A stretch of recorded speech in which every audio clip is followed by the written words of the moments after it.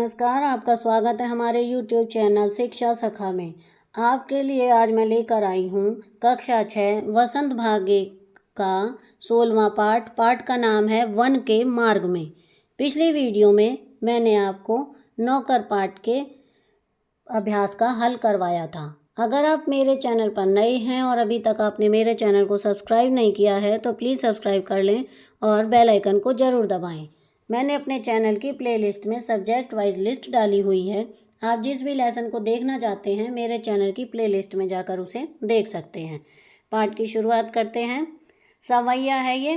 पुरते निकसी रघुवीर वधु धरि धीर दये मग में डग द्वई झलकी भरी भाल कनि जल की पुट सूखी गए मधुराधर वई फिर बूझती है चलनो अब केतिक पर्ण कुटी करिहों कित हवै तिय की लखी आतुरता पिय की अखियाँ अति चारु चली जल चवै जल को गए लख खनु है परिखो पिय छाए घरीक हवै ठाड़े पोछी पसेर बयारी करो अरुपाय पकारियों भूभूरी डारे तुलसी रघुवीर प्रियाश्रम जानी के बैठी विलम्ब लोकंटक काड़े जानकी नाह को ने लखियो पुल को तनुबारी विलोचन बाड़े।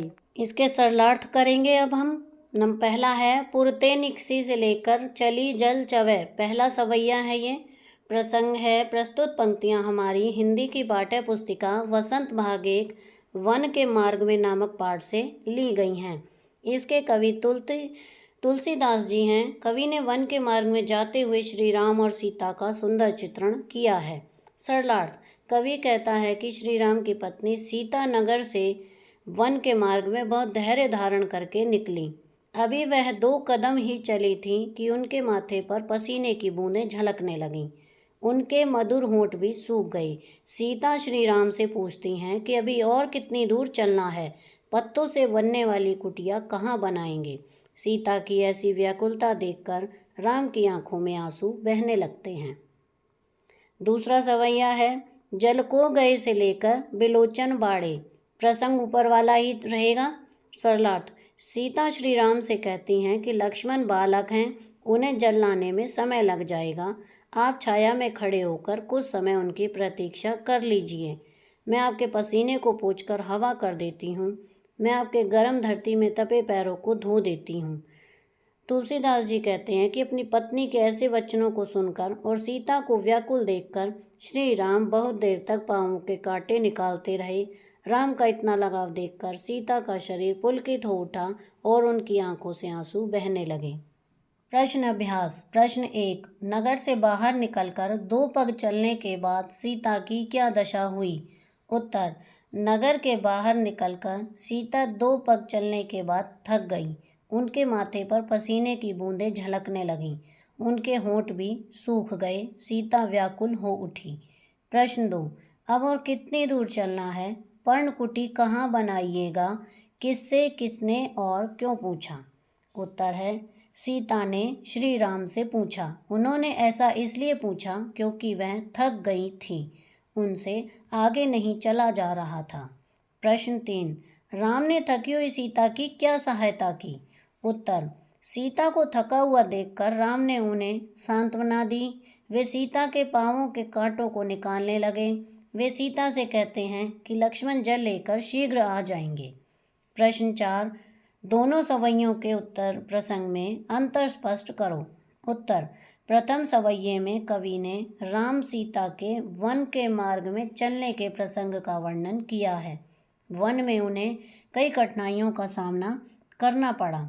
दूसरे सवैये में कवि ने राम सीता के आपसी प्रेम का वर्णन किया है, किस प्रकार दोनों एक दूसरे का ध्यान रखते हैं।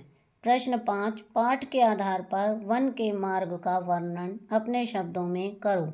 उत्तर। वन का मार्ग मुश्किल होता है। इस पाठ में सीता राम का वन जाने का वर्णन है। जगह जगह कांटे, ऊबड़ खाबड़ रास्ता है। गर्मी के कारण गला सूख जाता है। पेड़ों की छाया में कुछ आराम मिलता है। बहुविकल्पीय प्रश्नोत्तर। प्रश्न 1। वन के मार्ग में कविता के कवि हैं ए कबीरदास, बी मीरा, सी रहीम, डी तुलसीदास। इसका सही उत्तर है डी तुलसीदास। नंबर 2। वन के मार्ग में कविता में किसका वर्णन है। ए राम भरत और लक्ष्मण के वन जाने का, बी सीता भरत और लक्ष्मण के वन जाने का, सी राम सीता और लक्ष्मण के वन जाने का, डी राम सीता और भरत के वन जाने का। इसका सही उत्तर है सी राम सीता और लक्ष्मण के वन जाने का। प्रश्न 3, सीता के वन के मार्ग पर चलने से क्या सूख गए? ए हाथ, बी होंठ, सी पैर, डी बाल। इसका सही उत्तर है बी होंठ। प्रश्न 4, धरि धीर दये वाक्य पूरा कीजिए। ए पग में डग द्वई, बी मग में कर द्वई, सी मग में डग द्वई और डी मग में नयन द्वई। इसका सही उत्तर है ए पग में डग द्वई। ये सी पर गलत निशान लग गया है। प्रश्न 5, श्री राम की पत्नी का क्या नाम था? ए सीता, बी लक्ष्मी, सी उर्मिला, डी मांडवी। इसका सही उत्तर है ए सीता। प्रश्न 6, श्री राम और सीता के साथ वन में कौन गया? ए हनुमान, बी लक्ष्मण, सी शत्रुघ्न, डी सुग्रीव। इसका सही उत्तर है बी लक्ष्मण। प्रश्न 7, वन मार्ग पर जल्दी ही कौन थक गया? ए राम, बी लक्ष्मण, सी सीता, डी कवि। इसका सही उत्तर है सी सीता। प्रश्न 8, सीता की बेचैनी देखकर किसकी आंखों में आंसू आ गए? ए राम, बी लक्ष्मण, सी जनक, डी कौशल्या। इसका सही उत्तर है ए राम। प्रश्न 9, पानी लेने कौन गया? ए सीता, बी राम, सी लक्ष्मण, डी भरत। इसका सही उत्तर है सी लक्ष्मण। प्रश्न 10, रेत कैसी है? ए ठंडी, बी गर्म, सी कोमल, डी कठोर। इसका सही उत्तर है बी गर्म। प्रश्न 11, सीता ने राम से क्या धोने के लिए कहा? ए पैर, बी हाथ, सी मुंह, डी कपड़े। इसका सही उत्तर है ए पैर। प्रश्न 12, पुल को तनु को वाक्य पूरा कीजिए। ए बारी विलोचन बाड़े, बी बारी नयन बाड़े, सी बारी चक्षु बाड़े, डी बारी आंख बाड़े। इसका सही उत्तर है ए बारी विलोचन बाड़े। प्रश्न 13, राम जी का प्रेम देखकर किसकी आंखों में आंसू आ गए? ए लक्ष्मण, बी दशरथ, सी कौशल्या, डी सीता। इसका सही उत्तर है डी सीता। ये यहाँ सी पर गलत निशान लगा हुआ है। प्रश्न 14, सीता किसे प्रेम पूर्वक देख रही हैं? ए लक्ष्मण को, बी भरत को, सी शत्रुघ्न को, डी राम को। इसका सही उत्तर है डी राम को। प्रश्न 15, वन के मार्ग में कविता में किस छंद का वर्णन है? ए दोहा, बी चौपाई, सी सवैया, डी कवित। इसका सही उत्तर है सी सवैया। तो यहाँ पर हमारा वन के मार्ग में पाठ के अभ्यास का कार्य पूरा हो गया है। अगली वीडियो में मैं आपको सांस सांस में बांस पाठ के अभ्यास का हल करवाऊंगी। आपको मेरी ये वीडियो कैसी लगी मुझे कमेंट करके ज़रूर बताएं। प्लीज़ मेरे चैनल को लाइक करें, शेयर करें और सब्सक्राइब करना ना भूलें। Thank you.